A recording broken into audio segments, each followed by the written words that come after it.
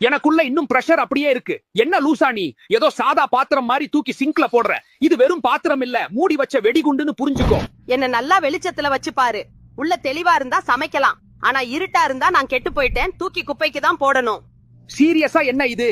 பாத்திரம் கழுவிட்டு என்ன இப்படியே ஈரமாவே போட்டுட்டு விடுற? உடம்பெல்லாம் அழுக்கு. சாப்பாட்டோட இருக்கேன், நான் சுத்தம் பண்ணத்தான் இருக்கேன், குப்பை சேர்க்கல. நிஜமாவே லூசா நீ? இந்த எண்ணெய் எல்லாம் குழாய்க்குள்ள போய் அப்படியே கல்லா மாறிடும்.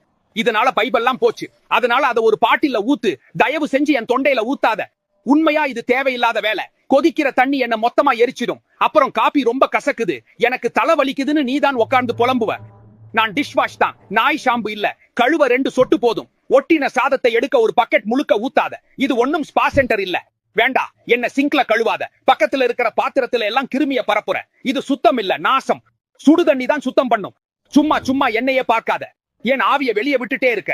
மூடிய மூடு, என்னை என் வேலையை செய்ய விடு. அப்பதான் நான் உதிரியா மெதுவா நல்லா வெந்து வருவேன்.